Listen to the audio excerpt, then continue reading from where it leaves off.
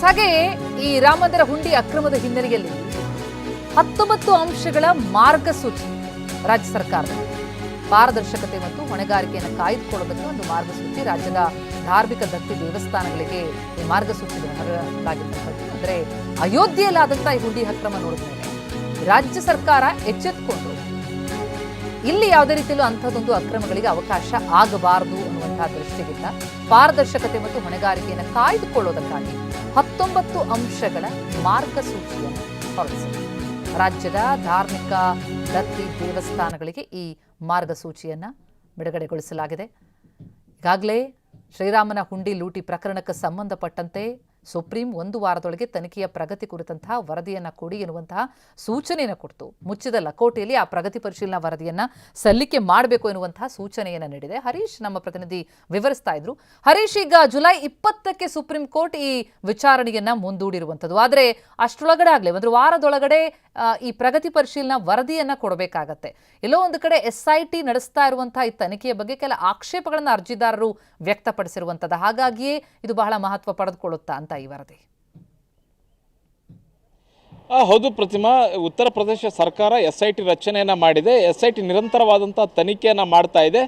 ಮೊದಲ ದಿವಸದಲ್ಲೇ 8 ಮಂದಿ ಆರೋಪಿಗಳನ್ನು ಬಂಧಿಸಿ ವಿಚಾರಣೆಯನ್ನು ಮಾಡ್ತಾ ಇರುವಂಥದ್ದು. ಕೋರ್ಟ್ ಅನುಮತಿಯನ್ನು ಪಡೆದು 8 ಆರೋಪಿಗಳನ್ನ ವಿಚಾರಣೆಯನ್ನು ಮಾಡ್ತಿದೆ. ಸಾಕಷ್ಟು ಅಂಶಗಳನ್ನು ತನಿಖೆಯಲ್ಲಿ ಈಗ SIT ಕಂಡುಕೊಂಡಿದೆ. ಅದರ ನಂತರವಾಗಿ ಬೇರೆ ವಿರೋಧ ಪಕ್ಷಗಳಿಗೆ SIT ಮೇಲೆ ನಂಬಿಕೆ ಇಲ್ಲ.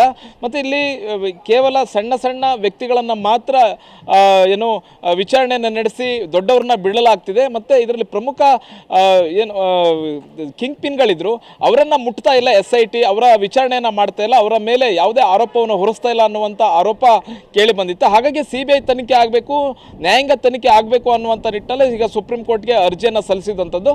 ಅದರಲ್ಲೂ ಬಹುಮುಖ್ಯವಾಗಿ ಏನೆಲ್ಲ ಸಾಕ್ಷ್ಯಗಳನ್ನು ತೆಗೆದುಕೊಳ್ಳಲಾಗಿದೆ, CCTV ಸಾಕ್ಷ್ಯಗಳಾಗಿರ್ಬೋದು ಮತ್ತು ಡಿಜಿಟಲ್ ಎವಿಡೆನ್ಸ್ಗಳೆಲ್ಲವನ್ನೂ ಕೂಡ ರಕ್ಷಣೆ ಮಾಡಬೇಕು ಅನ್ನುವಂಥ ನಿಟ್ಟಿನಲ್ಲೂ ಕೂಡ ಸುಪ್ರೀಂ ಕೋರ್ಟ್ಗೆ ಅರ್ಜಿ ಸಲ್ಲಿಸಲಾಗಿತ್ತು.